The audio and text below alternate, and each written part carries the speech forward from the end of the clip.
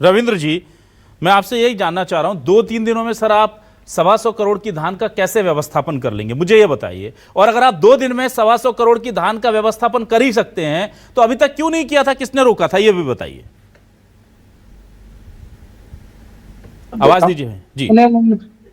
जी, धनेन्द्र जी ने मुझे कहा कि उन्हें पता नहीं होगा रविंद्र सिंह को कि बस्तर में कोई नियान आ रहा है, वहां पर मतलब धान कर ली। वाकई मुझे नहीं पता ना, मुझे पूरे राजनांदगांव जिले का भी नहीं पता होगा, कंवर्धा जिले का भी नहीं पता होगा। और मैं दावा करता हूँ धनेन्द्र जी को भी कि उनको भी मतलब 70% धान खरीदी क्षेत्र कहाँ होती उनको पता नहीं होगा। अब रही बात दूसरी,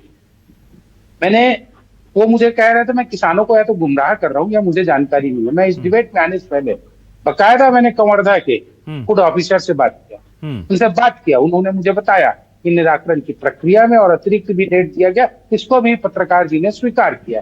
रही बात, हम कोई ऐसा गलत धान नहीं देने वाले कि कहीं से वो वाला सड़ा गला धान ला दे और उसको परिवहन कर दे। उन्होंने कहा अंतिम डाटा जारी होगा। और वो जब बोल रहे हैं और 2% सुखद, जब मैं बोलता हूँ दाना दाना, तो आपको ही पता है 2% सुखद का नियम है तो उसमें शामिल है।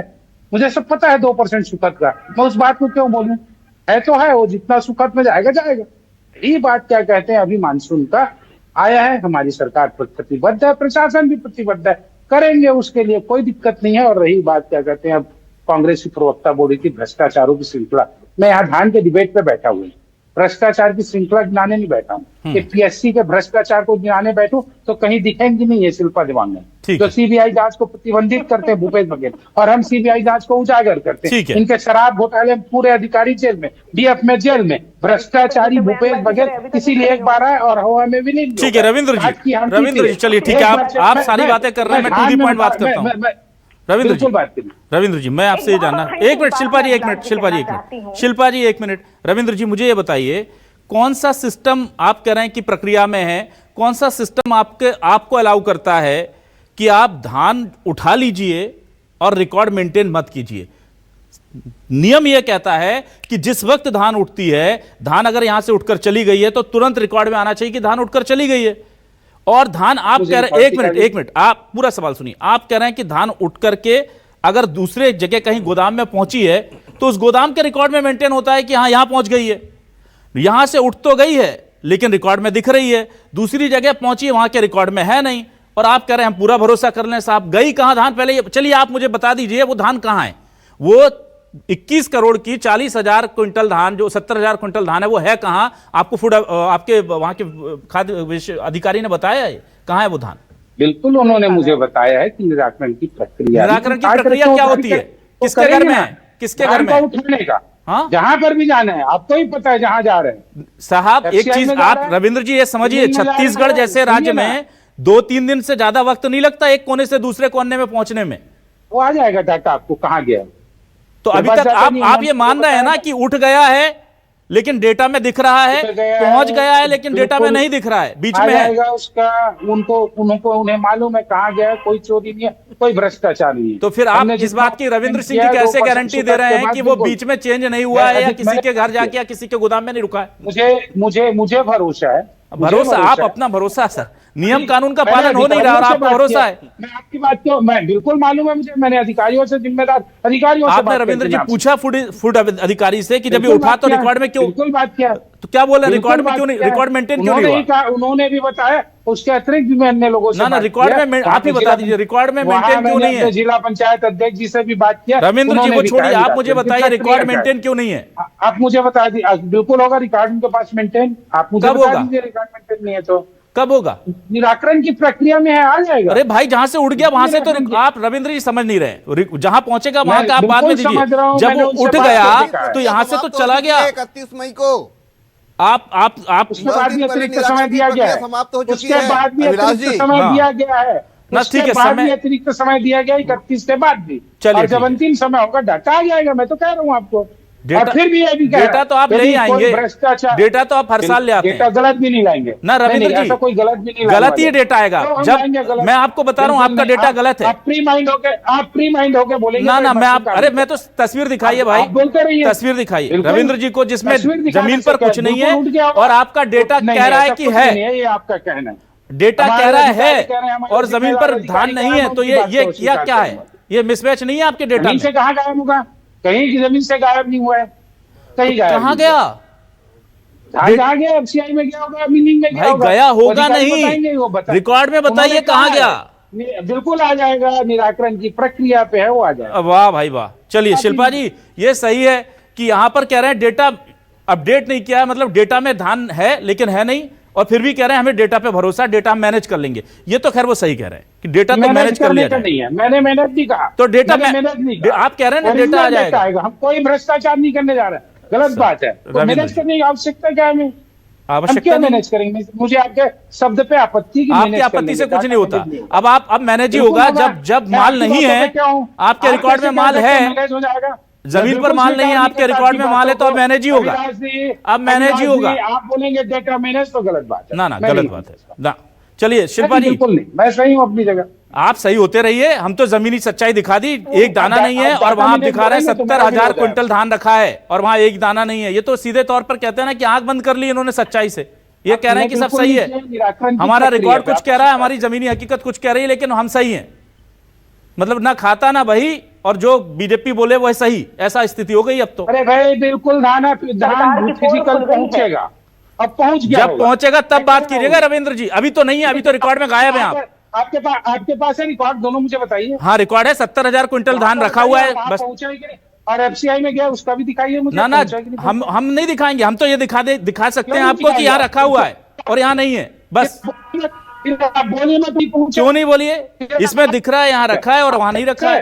रविंद्र जी ये सब बच्चों जैसी बातें कर रहे हैं आप। रविंद्र जी आप बच्चों जैसी बात कर रहे हैं। एक माल इस गोदाम में रखा है, इस धान खरीदी केंद्र में रखा है, और वो वहां नहीं है। आपके पास एफसीआई का रिकॉर्ड है कि वहां धान पहुंचा कि नहीं पहुंचा? आप खुद बोल रहे नहीं है। अरे भाई क्यों, मैं वहां क्यों जाऊंगा जब मुझे बोल रहा है रिकॉर्ड यहाँ है? जाना पड़ेगा रविंद्र जी, नहीं जाना पड़ेगा। रिकॉर्ड मेंटेन करना होता है उसी टाइम। आप ये भ्रष्टाचारियों का साथ दे रहे हैं खड़े होकर के। उसी टाइम मेंटेन करना होता है जिस वक्त ट्रक निकलता है। आपको जानकारी बता दूं मैं, जिस वक्त ट्रक निकलता है उसी वक्त डेटा रिकॉर्ड मेंटेन होता है कि यहां से माल उठ गया। आप उनके साथ खड़े हुए हैं। उनके आप उनके बुक का रिकॉर्ड दिखाइए। बुक का रिकॉर्ड क्या?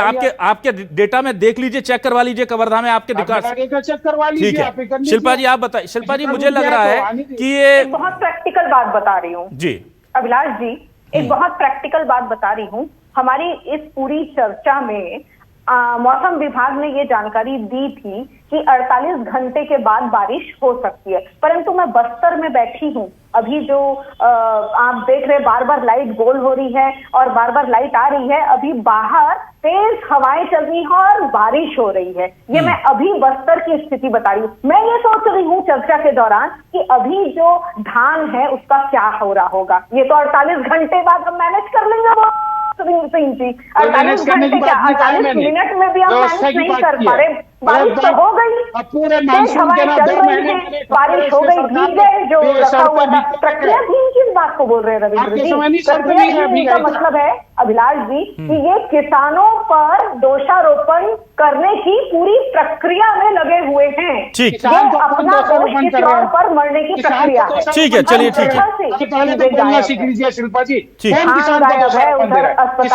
रविंद्र जी बोलने दीजिए, जब आप बोल रहे थे वो सुन नहीं थी। रविंद्र जी प्लीज, रविंद्र जी बोलने दीजिए। जैसे गधे के नहीं अभिलाष जी, एक चीज बताइए, किसान का क्या दोषारोपण कर रहे हैं? ना आप बोल रहे थे वो सुन रहे थे, हम उनको बोलने दीजिए क्या बोल रहे हैं ना। जवाब दे रहा हूं। ये प्रक्रियाधीन में है, मतलब आप तैयारी कर रहे हैं कि किसान पर किस प्रकार से दोषारोपण कर रहे हैं। ठीक है, चलिए ठीक है शिल्पा जी, ठीक है। मैं बिल्कुल, समय खत्म हो रहा है। मैं धनवेंद्र जायसवाल जी के पास आता हूं।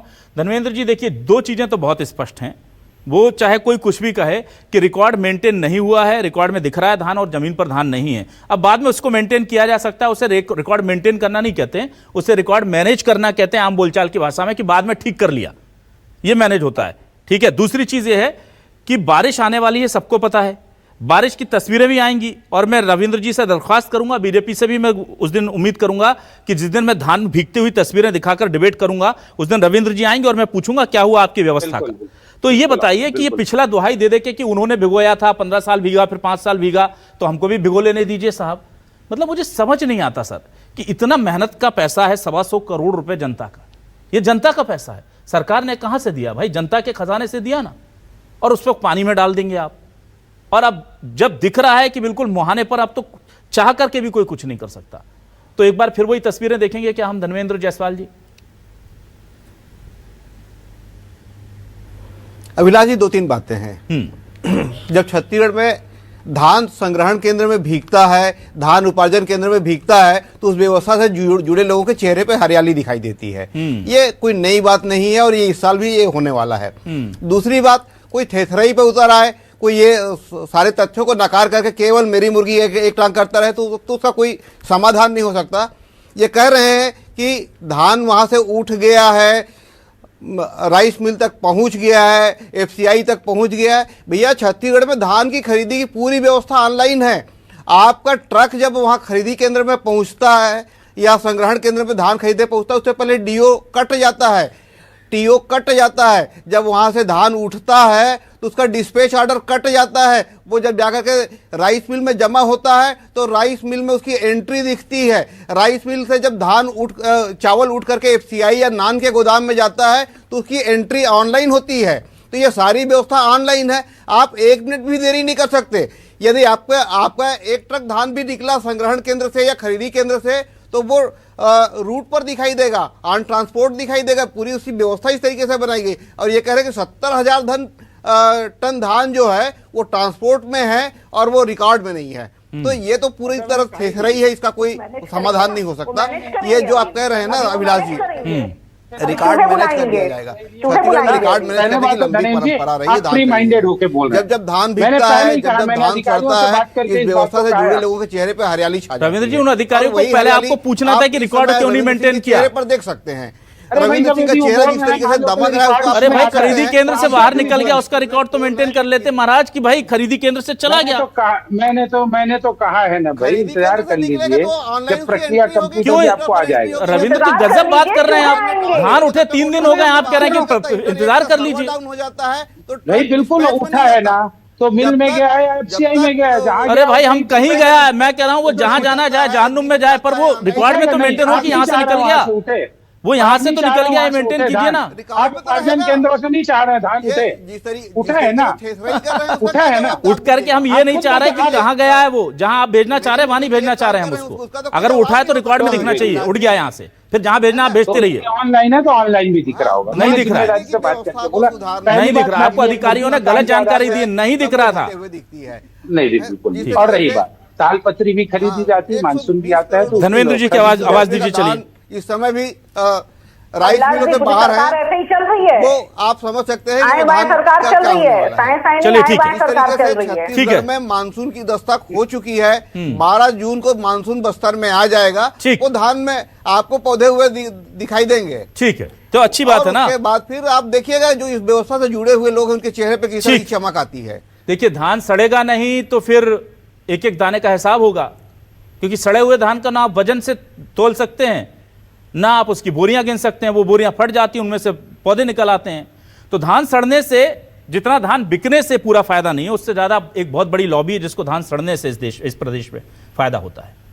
तो धान सड़ेगा नहीं तो पूरा हिसाब नहीं होगा। सड़ गया तो भाई बोल देंगे सड़ गया, कुछ दीमक खा गई, कुछ मिट्टी खा गई। बाकी तो छत्तीसगढ़ में 8-10 करोड़ का धान चूहे खा जाते हैं, जरा सामने रखिए। और उससे भी बड़ी बात यह है कि धान सड़ने से जो सबसे बड़ा फायदा होता है वो एक ऐसी लॉबी है जो आपका बहुत भला करती है।